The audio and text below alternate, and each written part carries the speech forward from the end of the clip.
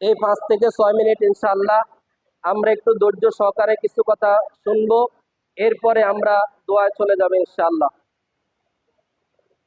আলহামদুলিল্লাহ আহলিহি ওয়াসসালাতু লিআহলিহা আম্মা বা'দু ফাআউযু বিল্লাহি মিনাশ শাইতানির রাজীম বিসমিল্লাহির রহমানির রহিম ইন্না রাহমাতাল্লাহি করিবুম মিনাল মুহসিনিন وقال سيدنا رسول الله صلى الله عليه وسلم ارحموا من في الأرض يرحمكم من في السماء أو كما قال عليه الصلاة والسلام।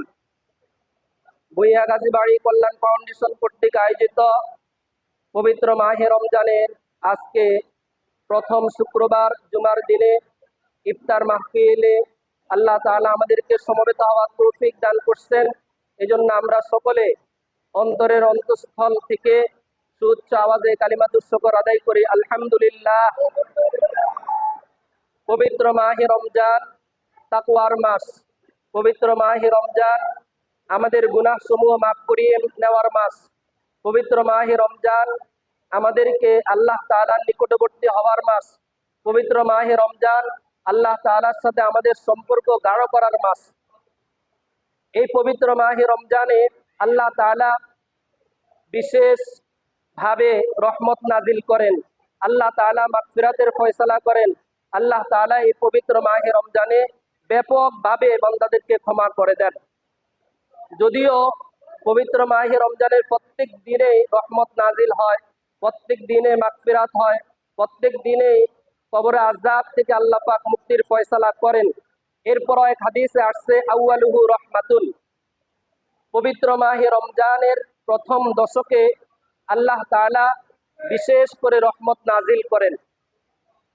ভিতরে বসার জায়গা শেষ হয়ে গেলে আমরা দরজাটা আটকাই দিব, পরবর্তী যারা আসবে বাইরে বসবে, পরবর্তীতে যারা আসবে বাইরে বসবে, দরজাটা বন্ধ করে দেন ভিতরে যদি জায়গা না হয়। প্রথম দশক রহমতের দশক, এই রহমত আমরা কিভাবে পেতে পারি? দ্বিতীয় দশক মাগফিরাতের দশক, কিভাবে আমাদের মাগফিরাত হবে? তৃতীয় দশক জাহান্নাম থেকে মুক্তির দশক, কিভাবে আমাদের মুক্তি হতে পারে? সংক্ষিপ্ত সময়ে আপনাদের সামনে এই 3টি পয়েন্টের উপরে কিছু কথা বলবো। সবাই বলেন, প্রথম দশক কিসের দশক? রহমতের দশক। প্রথম দশক কিসের দশক? রহমতের দশক। রহমত পাওয়ার জন্য আমাদেরকে যতগুলো কাজ করতে হবে, এক হাদিসে আল্লাহর নবী সাল্লাল্লাহু আলাইহি ওয়াসাল্লাম বলেন, ইরহামু মান ফিল আরদি ইয়ারহামুকুম মান ফিস সামা, তোমরা জমিনবাসীর প্রতি দয়া করো, তাহলে আরশের মালিক আসমানওয়ালা তোমাদের প্রতি দয়া করবেন। জোরে বলেন সুবহানাল্লাহ। এই পবিত্র মাহে রমজানে আল্লাহ পাকের রহমত আমরা পেতে চাই কিনা? কি বলেন, পেতে চাই? তাহলে আমাদের সমাজের গরিব নিরীহ অসহায় যারা আছে তাদের প্রতি আমাদেরকে খেয়াল রাখতে হবে। তাহলে তাদের প্রতি যদি আমরা খেয়াল রাখি, আসমানওয়ালা আমাদের উপর খেয়াল রাখবেন। জোরে বলেন সুবহানাল্লাহ। ইরহামু মান ফিল আরদ ইয়ারহামুকুম মান ফিস সামা। দ্বিতীয় নম্বর কথা হচ্ছে পবিত্র মাহে রমজান মাগফিরাতের দশক, দ্বিতীয় দশক মাগফিরাতের দশক। এই রমজান মাস একজন মানুষ পেল কিন্তু তার গুনাহসমূহ ক্ষমা করতে পারল না, এর চেয়ে বড় কপাল পোড়া দুর্ভাগা আর কেউই হতে পারে না। যেই মাসে আল্লাহ পাক ব্যাপকভাবে বান্দাদেরকে ক্ষমা করে দেন, এই মাসেও যদি আমরা ক্ষমা নিতে না পারি তাহলে আমাদের মতো কপাল পোড়া আর কে হতে পারে?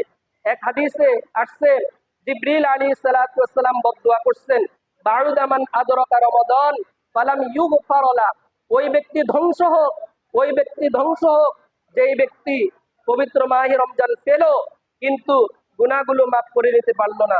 আল্লাহ রাসূল এই বদদুয়ার সমর্থন করছেন, এই ব্যক্তি ধ্বংস হওয়াই দরকার। তাহলে চিন্তা করেন রমজান মাসে মাগফিরাত পাওয়া কত জরুরি বিষয়। এখন মাগফিরাত কিভাবে পেতে পারি? আল্লাহর নবী হাদিসের মধ্যে বলছেন, মান গফারা গুফিরা লাহু, যে অন্যকে মাফ করে আল্লাহ তাআলাও তাকে মাফ করে দিবে। আমরা দিল থেকে যারা আমাদের মনে কষ্ট দিয়েছে, যেই কোনো ভাবে আমরা সবাইকে আল্লাহর হস্তে মাফ করে দিলাম। কি করেন? মাফ করা যায় না ইনশাআল্লাহ? এর দ্বারা আল্লাহ তাআলা আমাদেরকে মাফ করে দিবেন। তৃতীয় নম্বর পয়েন্ট হচ্ছে জাহান্নাম থেকে মুক্তি। জাহান্নাম থেকে মুক্তি আল্লাহ পাক, আল্লাহ রাসূল সাল্লাল্লাহু আলাইহি সাল্লাম বলেছেন, আল্লাহর নবী সাল্লাল্লাহু আলাইহি সাল্লাম এই রাতের প্রত্যেক রাতেই প্রত্যেক দিনে আল্লাহ পাক অসংখ্য বান্দাদেরকে মাগফিরাতে করে থাকেন, ক্ষমা করেন, জাহান্নাম থেকে মুক্তি দেন। এই জন্যে আমরা আমাদের মুক্তির জন্য, আমাদের মৃত আব্বা আম্মা আত্মীয় স্বজনের মুক্তির জন্য প্রত্যেক দিন দিনে রাত্রে রমজান মাসে ইনশাল্লাহ দোয়া করবো তো ইনশাল্লাহ। এখনো দোয়া হবে। দোয়ার পূর্বে আমরা সবাই দুরূদ শরীফ পড়ি। দুরূদ শরীফ যদি দোয়ার আগে পড়া হয় তাহলে আল্লাহ পাক দোয়া কবুল করেন। সবাই দুরূদ ইব্রাহিম পড়ি। আল্লাহুম্মা সাল্লি আলা মুহাম্মাদিন ওয়া আলা আলি মুহাম্মাদ কামা সাল্লাইতা আলা ইব্রাহিমা ওয়া আলা আলি ইব্রাহিম ইন্নাকা হামিদুম মাজিদ। আল্লাহুম্মা বারিক আলা মুহাম্মাদিন ওয়া আলা আলি মুহাম্মাদ কামা বারাকতা আলা ইব্রাহিমা ওয়া আলা আলি ইব্রাহিম ইন্নাকা হামিদুম মাজিদ। নিজেদের গুণের কথা স্মরণ করে 11 বার ইস্তিগফার পড়ি। আস্তাগফিরুল্লাহ, আস্তাগফিরুল্লাহ, আস্তাগফিরুল্লাহ, আস্তাগফিরুল্লাহ, আস্তাগফিরুল্লাহ, আস্তাগফিরুল্লাহ, আস্তাগফিরুল্লাহ, আস্তাগফিরুল্লাহ, আস্তাগফিরুল্লাহ, আস্তাগফিরুল্লাহ। সম্মানিত উপস্থিতি, আজকে ইনশাআল্লাহ ইফতারের পূর্ব মুহূর্তে দোয়া কবুলের সময়। এই সময় আল্লাহ পাক দোয়া কবুল করেন। রাসূল বলেছেন, এই বিশ্বাস নিয়ে আমরা আল্লাহর কাছে দোয়া করব, আল্লাহর কাছে দোয়া করব, দোয়া কবুল হয় এই বিশ্বাস নিয়ে, এই আশা নিয়ে দোয়া করব। আমাদের আজকের ইফতারের প্রোগ্রামের জন্য যারা সহযোগিতা করছেন তাদের জন্য দোয়া করা হবে। যারা স্থানীয় আছেন আমাদের মসজিদ এলাকার আলহামদুলিল্লাহ প্রায় সবাই সহযোগিতা করেছেন। প্রবাসী ভাইরাও সহযোগিতা করেছেন, বিশেষ করে মেহেদি হাসান, শামীম ভাই, এরপরে জনাব মোস্তফা ভাই, আব্দুল কাদের ভাই, এরপরে জনাব ফারুক ভাই সহ যারা যেভাবে সহযোগিতা করেছেন, আল্লাহ রাব্বুল আলামিন সবাই এই অনুদানকে আল্লাহ পাক কবুল করেন। সকলে বলি আমিন।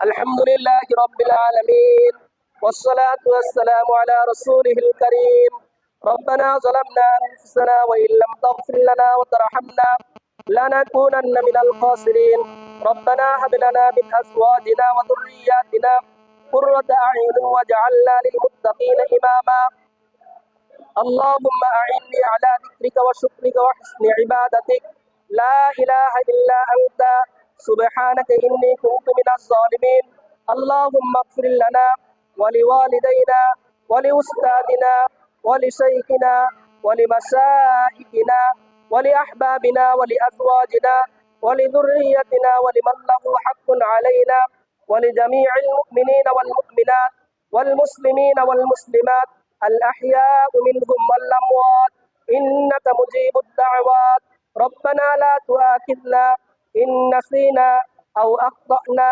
ربنا ولا تحمل علينا إصرا كما حملته على الذين من قبلنا ربنا ولا تحملنا ما لا طاقة لنا به واعف عنا واغفر لنا وارحمنا أنت مولانا فانصرنا على القوم الكافرين اللهم اجعل في عيني صغيرا وفي أعين الناس كبيرا يا رب العالمين।